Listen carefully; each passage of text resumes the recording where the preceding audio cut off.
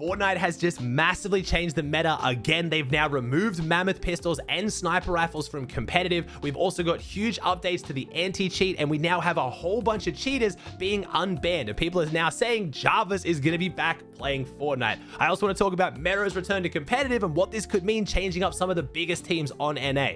There's a lot to talk about. Let's jump into it. Let's talk about the meta changes, because this is big. A lot of people have been complaining about the Mammoth, saying it's ruining the season, it's too crazy, but a lot of people are saying they love using it, it's so satisfying, it's so strong. Fortnite have decided to completely remove the Mammoth, the regular Mammoth in all rarities, the mythic Mammoth, and also remove the sniper rifle. Now, this is only in tournament playlists. It'll still be in pubs and ranked. Unfortunately, it's glitched right now, and all the scrims that people are running on the tournament playlist, they're still in there, unfortunately, but Fortnite have very clearly said we are no longer going to have the Mammoth and sniper rifle in competitive. Now, my thoughts on this, I talked literally, I think yesterday's video or the day before about the Mammoth. I did want to see it toned down a little bit. Either it needed to be far more difficult to find, it needs to be a lot rarer, or we need to reduce the amount of ammo on the map so you can't just take shots at everything and hope you hit, or maybe it does a little bit less damage. It could maybe have bullet travel time. There could have been a lot of things Fortnite could have done to nerf it or balance it, but that would have then nerfed it in pubs and ranks. And I think Fortnite's happy with the Mammoth being really strong in pubs and ranked. It's in reload, it's in so many other game modes that if they were to nerf it just for competitive, it would upset potentially a lot of the casual player base, which does make a lot of sense. I think even playing pubs and ranked, a lot of people are frustrated versing the Mammoth, but it's not as hated as what it is in competitive. The Mammoth is making competitive lobbies a nightmare because you've got 100 of the best players in your region or in the world, depending on the tournament. It makes it so much more insane when you have a weapon that's this powerful. Now, I think with the Mammoth being removed, I actually would have loved to see the sniper stay in. I think the current sniper is really balanced. It has 3 shots, but it has a pretty slow bullet travel time, and it only does one-shot headshots at gold or mythic rarity. So it'd be quite rare for someone to get a sniper that can one-shot headshot. And then on top of that, because it's trios, if you get headshot snipe from 220 meters away, your teammates can just build and double res you. There's so many good meds in the game right now. Like, I do really think this meta could have suited just having the sniper rifles still in, or if you ran in it like, let's say, a blue rarity, you wouldn't hit one-shot headshot snipes, but it could be still good for getting your surge, but it's hard to hit the shots and it wouldn't kill them anyway. So I really do think the sniper rifle was fine. I'm a little bit sad that Fortnite vaulted the sniper as well. One of the big questions is, what's this going to do now to the black markets? And we can't test it yet because, like I said, it's glitched in scrims where you can't see what is going to go into the black market now the Mammoth has been removed. Because if they add like purple pumps or purple assault rifles or even like the baseball bat for rotating, that would be a massive change for the meta. So right now, we don't really have an answer to what that question is. I want to hear your guys' thoughts. Are you happy with them vaulting the Mammoth? Do you think it was that big of an issue? I really liked the item. It was just everyone had them was the problem. I don't think the weapon was too OP if maybe only like 5 to 10 people in the lobby had them.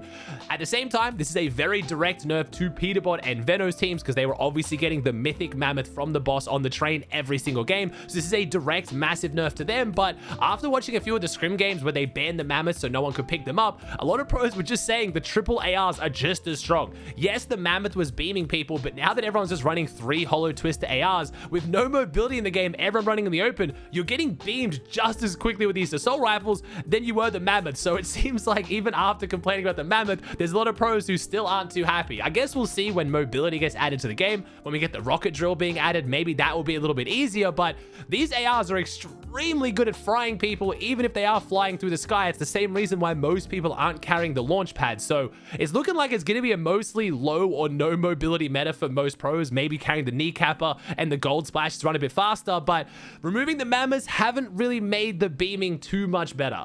Next up, let's talk about what's going on with the change to cheaters and why people are saying FaZe Jarvis has now been unbanned. So Fortnite made a massive post today about changes they're going to make to players who are banned and unbanning a whole bunch of people cheating in the past. So firstly, Fortnite said players who have used cheats will get a 1-year matchmaking ban for their first offense and a lifetime ban for the second. This is going forward. So if you get caught cheating now, you are not instantly permanently banned. You get a 1-year ban and then you get a lifetime ban if you get caught again. But players who have used cheats and participated in tournaments will get a 1-year matchmaking ban, but an immediate lifetime ban from tournaments, plus potential loss of past tournament winnings. A second offense of using cheats will result in a lifetime ban. They have also said players who have sold cheats or broken other rules resulting in a lifetime ban, nothing changes. The lifetime ban is still in effect. Now, because they've changed these rules around being banned for a year, not lifetime, they've said they're going to be unbanning all the people they banned in the past for cheating as long as they haven't cheated competitive in the last year. Now,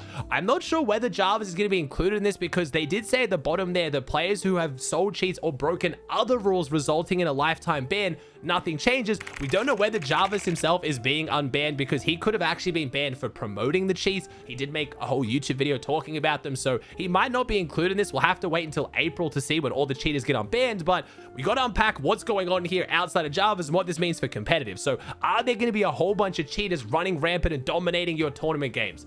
Not really. They didn't really do a good job specifying it in this blog post. They had to reply to a tweet, but basically they've said that once you get banned for cheating, you are permanently banned from matchmaking tournaments. You can only play pubs and ranked. So all the players they're about to unban who've been banned in the past for cheating, yes, they're going to be able to play again, but they can't play tournaments. If someone was banned for cheating a year and a half ago, they're now going to be unbanned again, but they can only queue pubs and ranks. They can't queue in a tournament. So don't worry, starting on April, you're not going to have like 10,000 more cheaters running around in your games because they all got unbanned. A lot of people are confused why Fortnite's even doing this, but you hardly ever run into cheaters in pubs and ranked anyway. I guess they're trying to give everyone a second chance. A lot of people are saying it's just them trying to increase the player base. It's a terrible idea. There's a lot of people not on board with this because they want them to make like more punishments for cheaters and make it harder for cheaters, not better. Don't worry, I'm guessing why Fortnite made these changes because they announced them at the end of a blog post. They talked about how they're doing even more to stop cheaters going forward. So they talked about at the start about the legal action they've been taking against different cheaters. They pointed out what they had happen recently. If you guys saw Repulse God's social media, where he was forced to make a public apology for cheating and how they donated the winnings that he got from globals to charity and they settled their court case with him. So that was them actually reaching a settlement after a very long court proceedings against him. So on top of them talking about how they're still suing people, they actually got scripts for the Cronus Zen removed from their website for Fortnite and Rocket League. The Cronus Zen is a piece of hardware a lot of people using to cheat in the past. It was a very big deal like a few years ago, if you remember. They also talked about how there's two new things they're implementing to try to make it harder for cheaters: TPM and Secure Boot. Now, I am not an IT or tech specialist, but I'll do my best to kind of help you guys understand what's going on here. So you now have to download TPM and Secure Boot. TPM is a secure hardware component. It can verify that other security settings like Secure Boot are enabled in a way that is very difficult for malware or cheats to tamper with. They didn't say impossible because, again, when it comes to cheaters, nothing is impossible. A lot of these people are making, hundreds of thousands of dollars developing and selling cheats, but this should be an attempt to make it harder. They said Secure Boot is a security feature that helps prevent malware from being inserted into the PC's boot process. It's common for cheats to behave like bootkits and attempt to run very early into the system start. Secure Boots help to mitigate that threat by making sure that bootloaders come from a trusted source. So I'm going to put the blog post down below with these links and you can go read about it as well. If you want to play in prize money tournaments now, so if you want to play in the Division Cups coming up, you want to play in the Eval Cup, the Solo Cash Cups, FNCS, all that stuff, you need to enable these settings and download what they're telling you. So you can go to the blog post and do it. I'm sure Epic Games is not breaking your PC. I'm sure they're not going to steal all your data. We kind of have to trust the billion-dollar company here. I've reached out to a bunch of tech experts that I know. They've all said that this makes perfect sense.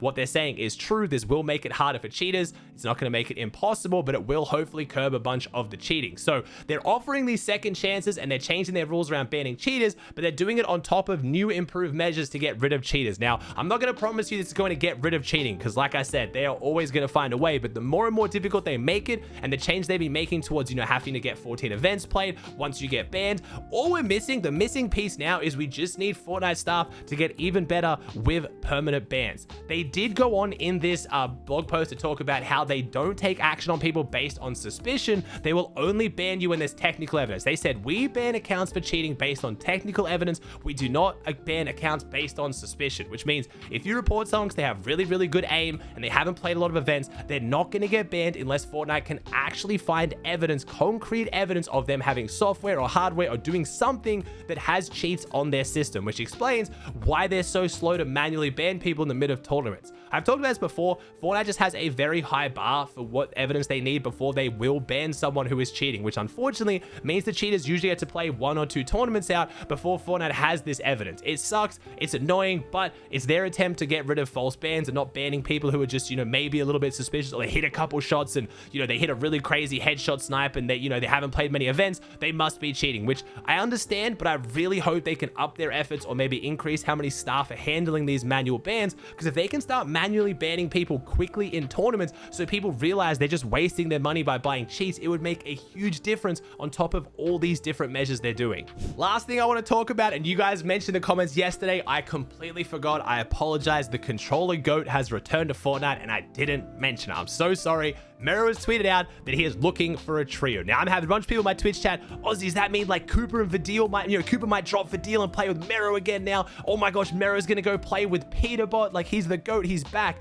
You gotta remember, Mero has just taken quite a long break from the game and he's done this several times. So pros are gonna be kind of a bit scared to trust that he's actually grinding the game again just because he said he is. Secondly, he's playing on controller, and controller stocks right now are in the dirt. We have Teeny, who came second 2 FNCSs in a row and then came 6th at Globals, and he was still struggling to find teammates last season because no one wants to play with a controller player. We have Reed giving up controller and switching to mouse and keyboard because it's so much better for his development going forward. And then thirdly, he's in Division 3. Mero hasn't been playing tournaments at all, so anyone who wants to play with him right now, they have to give up at least 2 weeks of making money to play in Division 3 to get into Division 2, and then Division 2 to get into Division 1. So Mero could probably do that with other teammates, maybe not his permanent team going forward, but it's basically going to be a few weeks into tournaments before we even see Mero playing in the proper Tier 1 lobby. So it's going to be really, really difficult for Mero to find good teammates. I hope he can. He's one of the GOATs. I hope he's locking back in and grinding, and he puts controller back on the map. I mean, at this point, if anyone can, surely it's Mero,